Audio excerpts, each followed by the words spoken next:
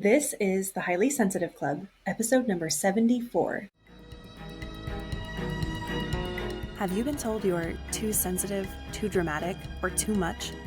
Do you have big feelings and deep thoughts you don't always know what to do with? I'm Linn, a certified life coach and highly sensitive person. I've helped dozens of highly sensitive clients feel more energized, more confident, and more in control of their high sensitivity. In these episodes, you'll get the information and inspiration to level up your life as a highly sensitive person too. Welcome to the Highly Sensitive Club. Hello, highly sensitive person, and welcome to this week's episode of the Highly Sensitive Club. I am so excited and jazzed to talk about this topic today. As I was recording my previous episode, I realized there are other parts to talk about. So if you have not listened to episode 73, Clean Slate Energy, Anytime, Anywhere, go back and listen to that, because if you haven't heard that episode yet, it's going to be a little bit harder to take in the information from this week's episode. If you have already listened to it, you already have a clean slate, then today's topic will really benefit you so that you can move forward and you're not repeating the same patterns over and over again. Today's topic is how to evaluate things that have happened in the past. If you have followed previous episodes, I briefly touched on this in the new year with the simplest, easiest way to look back at your old year and the simplest, easiest way to look forward at your upcoming year.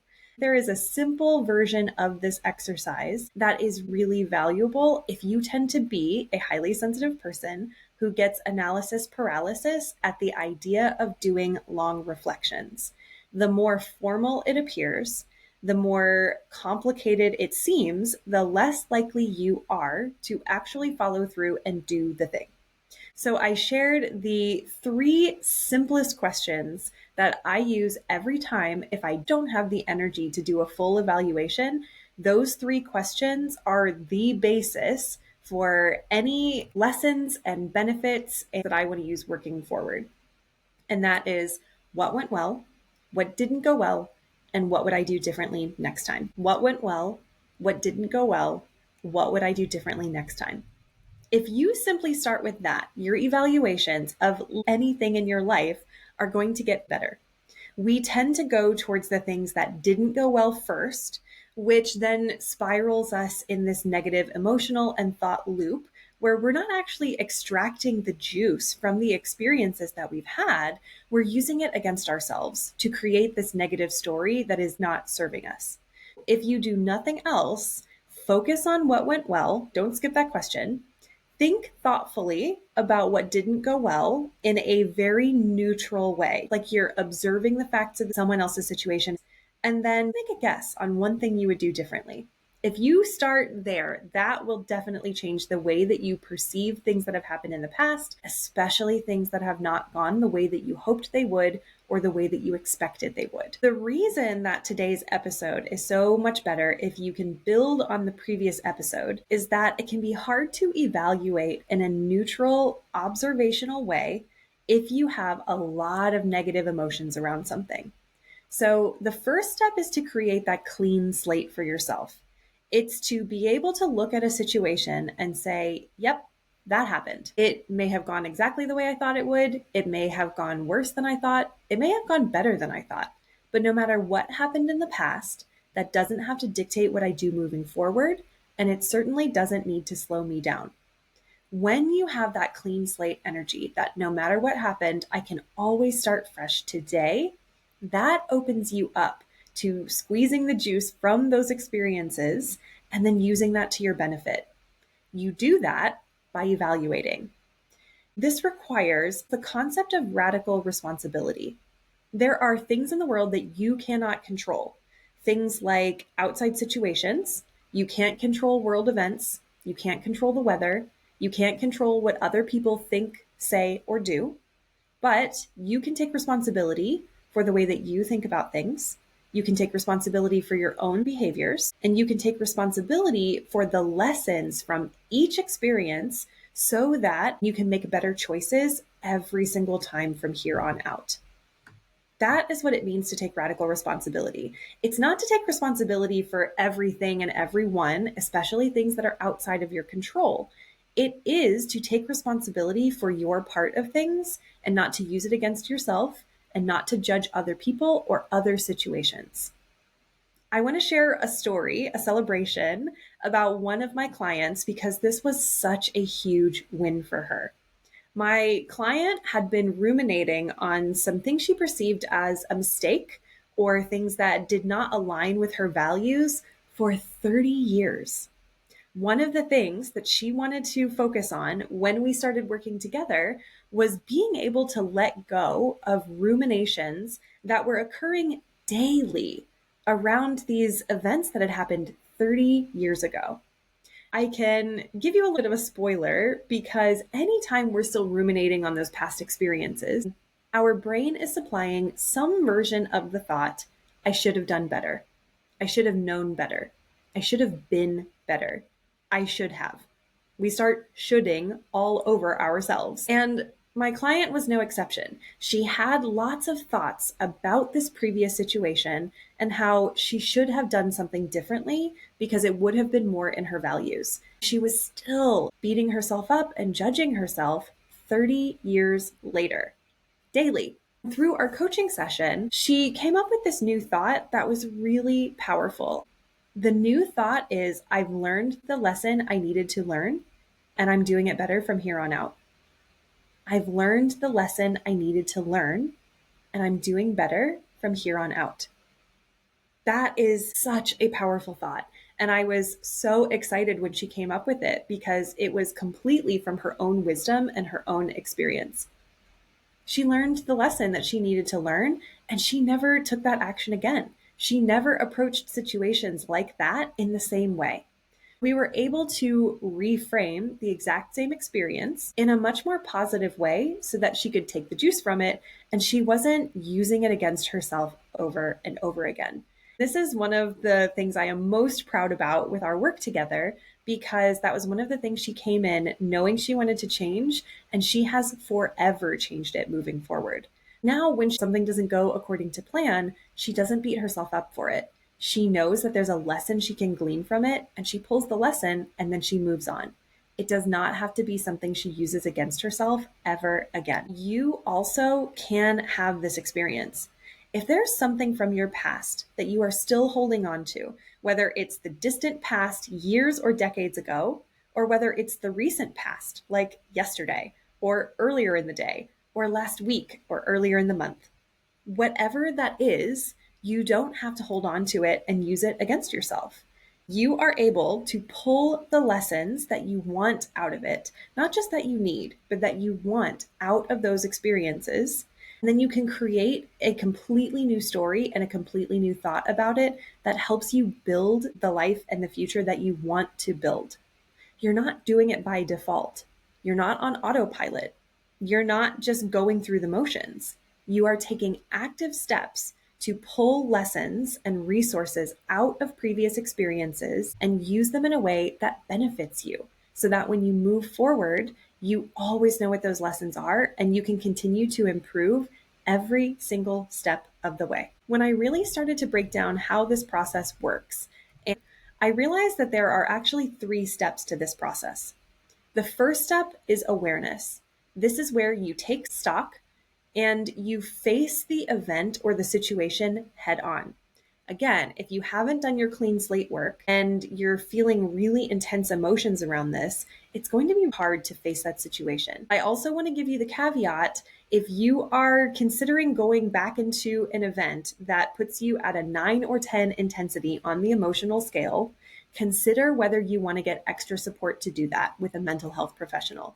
I don't want anyone to listen to this episode and then to go back into a traumatic event or something that feels so intense that they're not able to process the emotions themselves. That's not the point of this exercise. The point is for you to look back on something that might have some intense emotions around it, but that you can face from a place of sufficiency and you can do it from a place of love and acceptance for yourself. With that caveat being said, the first step is to create awareness. That is to really look at the situation head on. The second step is to gather data about it. And this is where you start to take on that observational, objective, neutral stance where you're looking at the information that you got out of it in a clean way. The third step is to choose. You get to decide what story you take from each experience. You can even do this on your day. When you look back at the day, you can decide, what am I taking from this day? What is the story that I want to tell myself about what happened today, or what happened during that conversation, or what happened during that situation that will help me move forward in the best way possible? I'm known by anyone who talks to me regularly as someone who is very self-aware and self-reflective. I've never taken the time to consider what my process looks like until this episode. So this is a behind the scenes, behind the curtain view into the way that my mind works and why, as a coach, it's so valuable for my clients. You do not have to make this complicated. It doesn't have to be formal. You don't have to create a worksheet that you can use again and again. In fact, you can come back to the episode and listen to the questions again and pull the one that makes the most sense for you at that time. You can repeat this process anytime you want to, but anywhere where it starts to feel like you're slowing down, you're stalled, or you've created a roadblock for yourself, bring it back, make it simple, and take the questions that feel good for you. Whether you write this down, think about the answers, record a voice memo, or maybe you share these insights with someone else and this creates a conversation. No matter how you process best, choose the method that works for you and then answer these questions. For the first part, which is awareness, here are some questions to consider. What are the facts of what happened? What's my story or opinion about it? How do I feel after this experience? If I feel a positive way, why do I feel positive? If I feel a negative way, why do I feel negative? I'll use the example of a conversation because we all have relationships in our lives where creating that awareness and taking stock can really benefit us. The facts of what happened are exactly what you said or exactly what the other person said, as close as you can get it. Pretend that you are reading from a transcript. What were the exact words that the other person said? You can remember approximately what the person's phrases were and the general facts. What was the topic using neutral language? Then you can determine what is your opinion about it, or what are the thoughts that are coming up around it. Then you can decide, how do I feel from this experience? Especially for us highly sensitive people. We have big emotions, we have intense feels, and so it is very easy for us to extract the emotions from an experience and to create a feeling or a vibe or a mood from that situation. Once you have those answers, you've created awareness and faced the situation head on. Now you're going to gather additional information about the situation and your opinions about it. This takes it one level deeper so that you can extract more details, more nuance, and more subtleties, which are all gifts that highly sensitive people have. We can use this to our benefit. The first question is, what can I take responsibility for, no matter what the situation was? We can always take responsibility for the thoughts, for our behavior, for the way that we showed up. We can probably take responsibility for some of the things that led up to that situation. Again, there's a lot that is outside of your control. And you can also look at situations more neutrally and feel a sense of empowerment. Oftentimes when we say, oh, I don't have any responsibility for that, the flip side of that coin is that we treat ourselves like we're victims, that we didn't have any control, we didn't have any say in the matter, and that things are happening to us. When you flip the script and you take responsibility for things, even if you were not able to read someone's mind or you couldn't control what they said or what they did, you can see what power and what agency you had in the situation. You can see what you had control over and what you will continue to have control over in future. In the beginning, it might feel a little clunky to figure this out. So all I want you to do is come up with a guess. You don't need to have the right answer. There's no test. You're not being graded. There's no correct way for you to approach this. It's just your best guess. If you had to take a guess, what do you think you can take responsibility for? The second question is, what lessons did you learn? This, again, might be negative or it might be positive. You're just gathering the data. What results did this create? What were the benefits? What were the consequences? What actually happened after this situation occurred? Here are additional nuances to take this a step further. What are the tangible changes that happened? By tangible changes, I mean, how does this change the way that you approach your time? How did the situation change how you approach your energy? How does it affect how you approach your money? Did it have an effect on your health, either building good habits or creating unhelpful habits? How did it affect your relationships? What kind of projects came out of this? Or did you feel stalled with a project? What kind of changes in your occupation or in your career might have happened as a result of this situation? Some of these things might not resonate for you, so I would recommend picking one of these areas and extracting the tangible changes that happened, either negative or positive. Again, you're just collecting the data. You're doing this as neutrally as possible. Did it have an effect on your time, energy, money, health, relationships, projects, or work? I'm also going to add in fun or joy or entertainment. What effect did it have? The next question is, what are the intangible changes that happened as a result? These are things that are a little bit more nebulous. They take place internally and not externally, and they're more subjective. At the moment, you're just gathering information about what your internal experience of the situation was. This could be a change in perspective. Maybe you were able to see the other person's side, or maybe you're thinking about the situation differently or about similar situations differently. Maybe it created emotional awareness or deeper emotional regulation. Being able to feel those big emotions can be really valuable for us. Did the situation create an opportunity for you to build more emotional awareness? Did you break an old pattern or form a new pattern? These are your habits, your autopilots. Were you able to break out of something that wasn't helpful, or did you add a new, more helpful habit, or did you add an unhelpful habit? Can you recognize a value, a strength, or a gift that you displayed when the situation occurred? Can you recognize a weakness of yours? Or if you like woo-woo terms, what is the shadow quality that happened?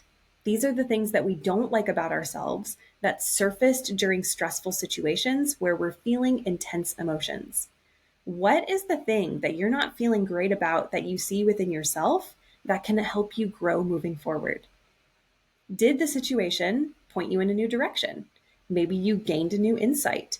Maybe you made a decision that you had been stalling on and it's pointing you in a new direction.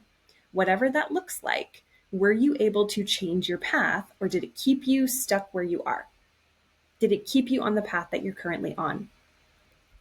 What opportunities came out of this situation?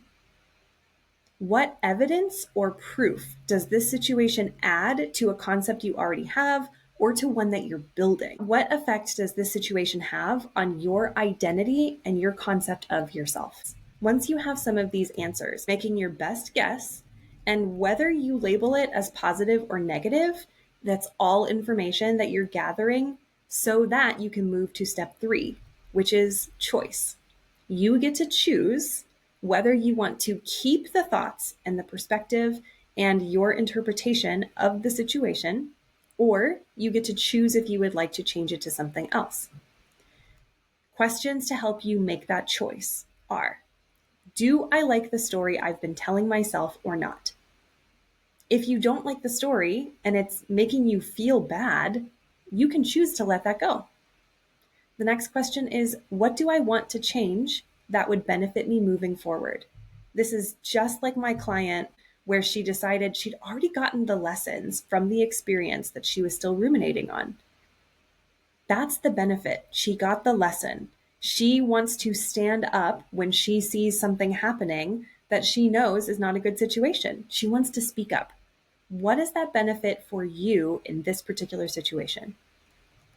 What does your future self think about this? This is where you can envision and use your creativity to tap into a future version of you who has the qualities that you want to embody. What do they think about this situation? How can you use this experience to become the person you most want to be? Whether it was a negative experience or whether it was a positive experience, how does that build into the overall story that you are telling yourself about this person that you want to be? What qualities did you surface or can you grow and strengthen moving forward? Frequently, either way, you get to extract value from this situation. Either you saw qualities in yourself that you liked, that you want to continue to use and develop, or you saw qualities that you feel are lacking or weaker. Those are things that you can choose to put your energy into and to grow that skill. The next question leads right into that. What skills do I want to develop? If there's a strength that you feel like you're lacking, or a quality or a technique or something about yourself that you would like to adjust, these are just skills. You can develop any skill that you want to.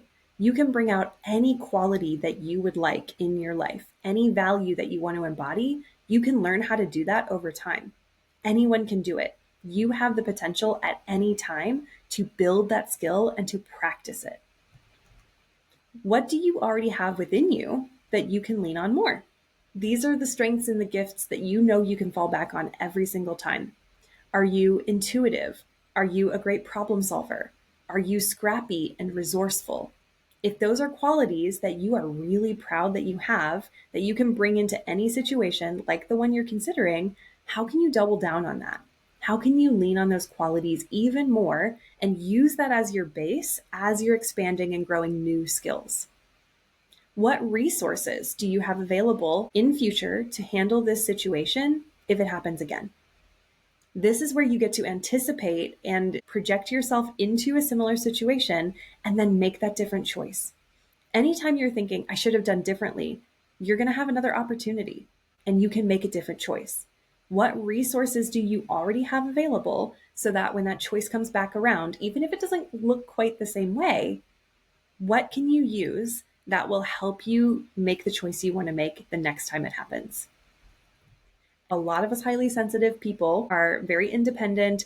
We don't want to bother other people with our emotions or with requests. So this one might be challenging. Who can I ask for support? Who can I ask for support? You have people around you who want to help you, whether that's a friend, a partner, a family member, or it could be someone that you pay. Depending on the situation, this could be a consultant, this could be a service provider, this could be a counselor, it could be a coach, it could be a trainer. There are always people at your disposal who are happy to help you and support you moving forward. Who are those people so that you can always identify them in advance? I'll walk you through this with a personal example with a topic that is very near and dear to my heart. And that is making decisions. This is my intention for 2025 and the thing that I am putting a lot of active energy into. How can I be more decisive and more discerning about the choices that I want to make in my life? Decisive means how can I do this quickly and efficiently? And discerning means how do I make wise decisions? I'm going to use the example of my previous year. There were lots of things in 2024 that I didn't make decisions about. I stuck in indecision the entire year. I resisted making decisions about my wedding.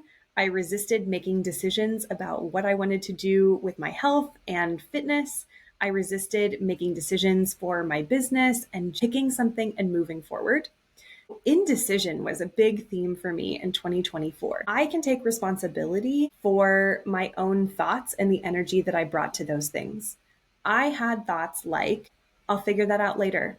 There's no deadline, so I'll figure it out at some point. A big one that stopped me is, that's a lot. I really need the time to think about this.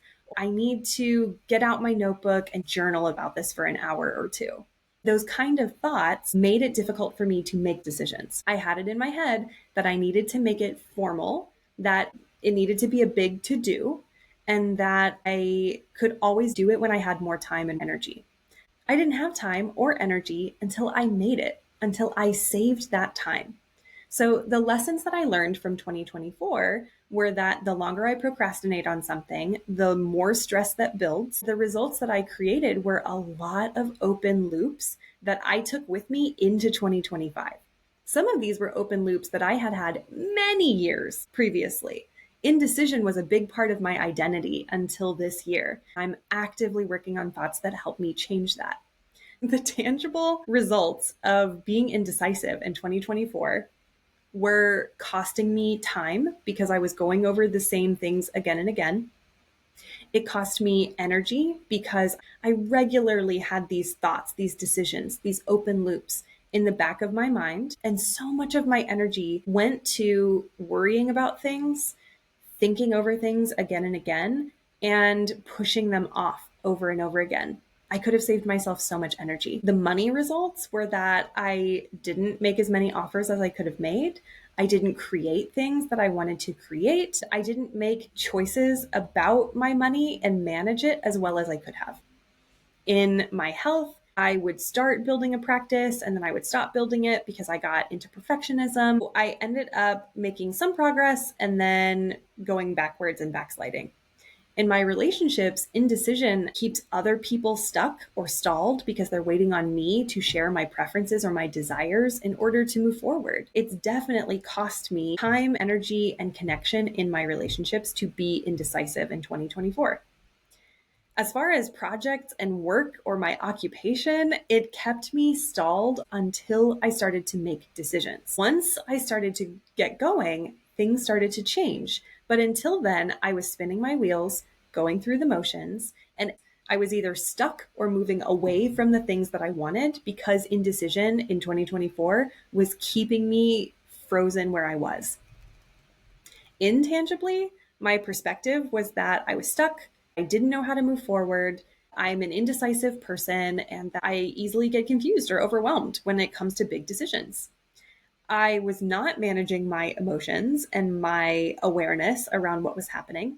I was continuing old patterns around procrastination and pushing things off, delaying decisions until later. I can recognize this shadow aspect that in one sense, it's really beneficial not to make decisions because then you don't have to take responsibility for things. You don't have to follow through on them. I can recognize values and strengths and gifts out of the situation because I realized that I can be very scrappy. Despite the fact that I was very indecisive, avoiding making decisions, and having trouble moving forward, I was still getting a lot of stuff done. I still launched my podcast last year. I still increased my revenue and the amount of clients I was working with. I still had great experiences in my relationships. We traveled, we went to amazing events. I still had moments where I was eating healthy. I felt great in my body. I was going to yoga classes. Even though I feel like I didn't make as much progress as I wanted last year, I can still recognize that my resilience and my resourcefulness and my sheer willpower are values and strengths that I brought to the year that were actively overcoming that indecision. The indecision pointed me towards my new direction to become a decisive person in 2025. It became so painful to be an indecisive person that I decided I was ready to move on, which then created new opportunities for me to practice being decisive. Then I started to create evidence and proof. In 2024, I was procrastinating, which reinforce the identity that I don't know how to make good decisions, or I have to wait until the last minute to make a good decision, or I need to be inspired or compelled to make a good decision. When I switched to focusing on being decisive, I started to build evidence for that. I started to see opportunities where I made decisions more quickly. I didn't let things hold me back. I sat down and I did write about things that had been open for years and years and make decisions about them. And my self-concept and my identity changed because of that pain from indecision. I am stepping into a version of me who's more decisive, who can trust myself, and who is excited to move forward because I learned so much from the experience of being indecisive for so many years of my life. I am a Libra, and Libras are known for being wishy-washy and indecisive, and I am breaking that story for myself and becoming one of the most decisive Libras you have ever seen. I can be very clear about what I want, what my preferences are, what my desires are, and what my boundaries and my deal breakers are. And I get better at it all the time. You can see as I'm walking you through this process that I have made a different choice just by going over this information. I didn't like the story that I was telling myself in 2024 that I was indecisive. I got really sick of that story and I was ready to move on. I wanted to change that identity and that perspective so that I could close a lot of those loops. I could move forward in my business. I could move forward with the wedding that we've been planning for 3 years. I could move forward with making decisions about my health.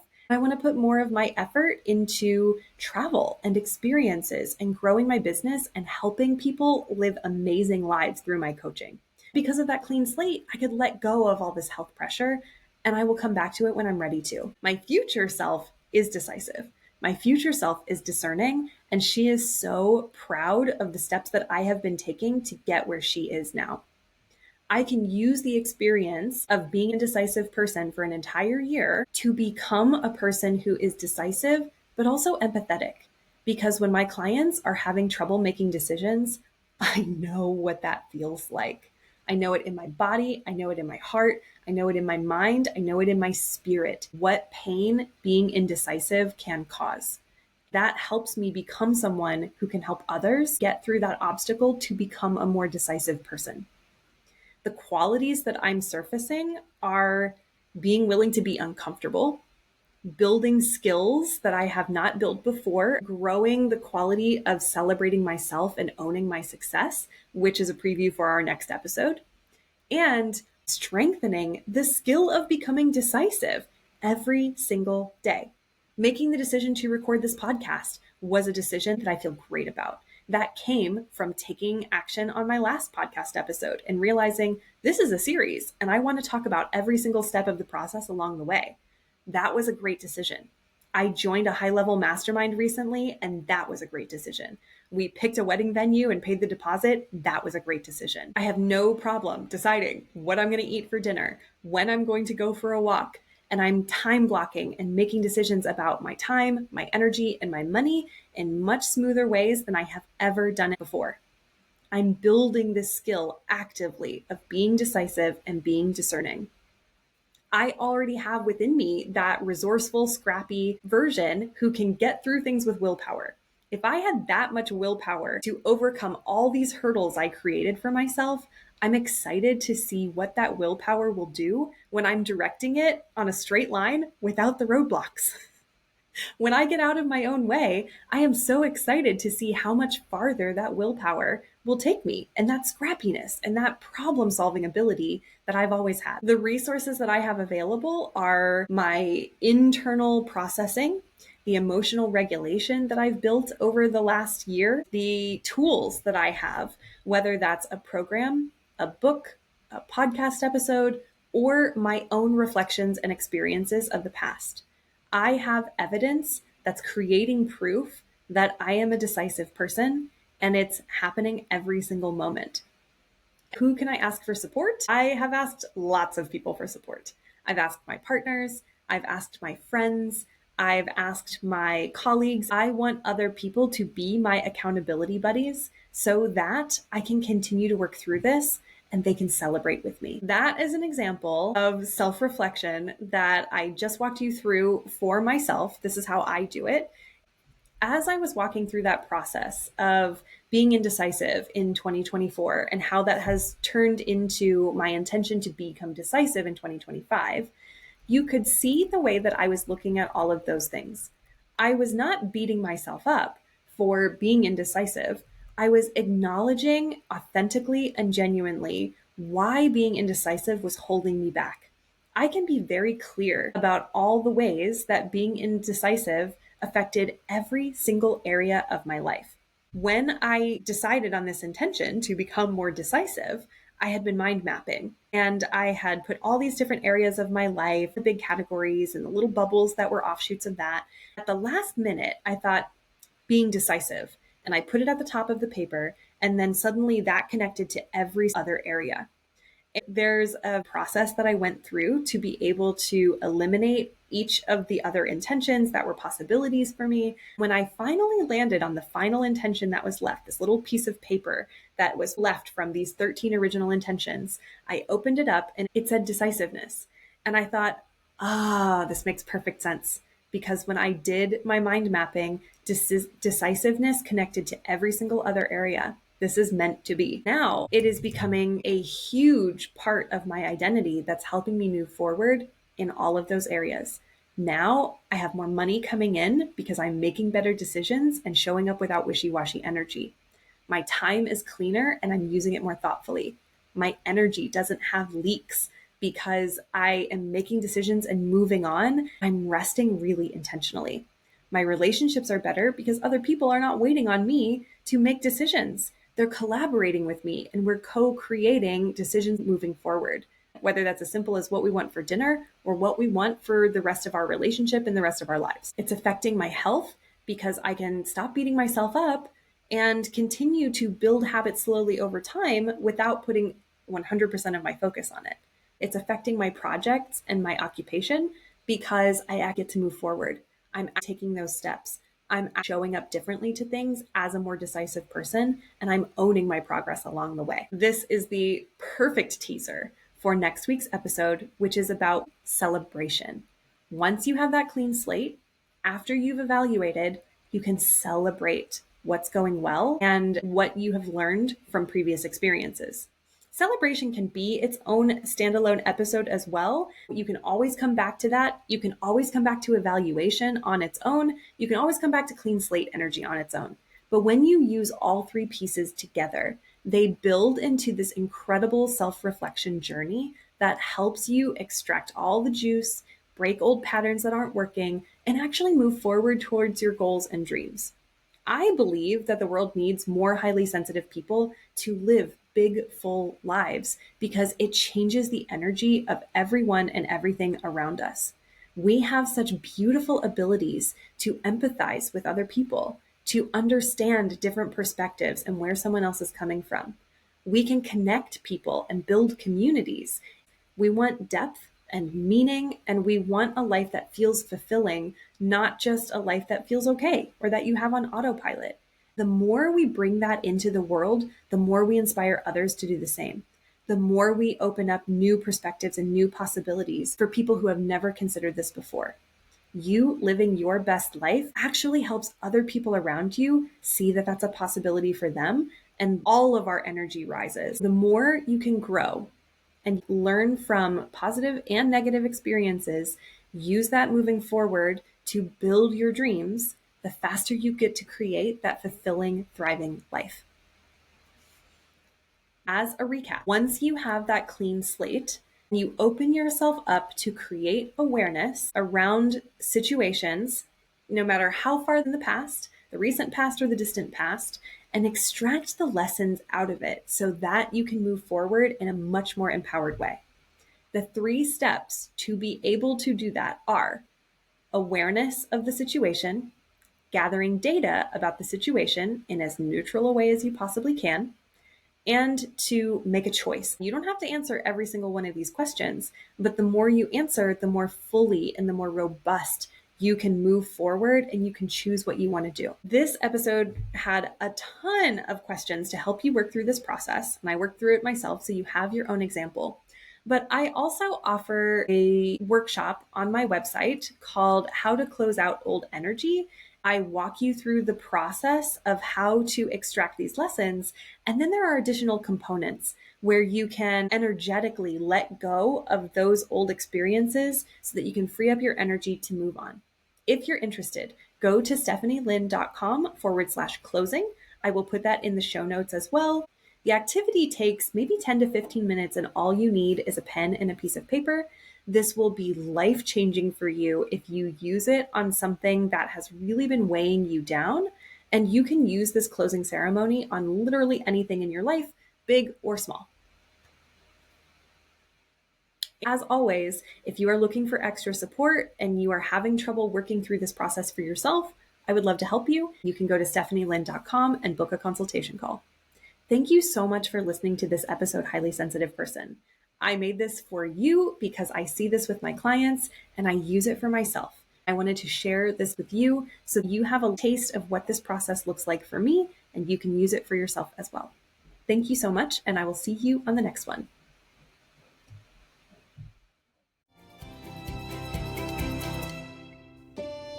Thanks for listening. If you're ready to take what you learned today to the next level, head over to stephanielynn, that's LINN.com, and book a consultation call to get started. I can't wait to see you there, my dear HSP.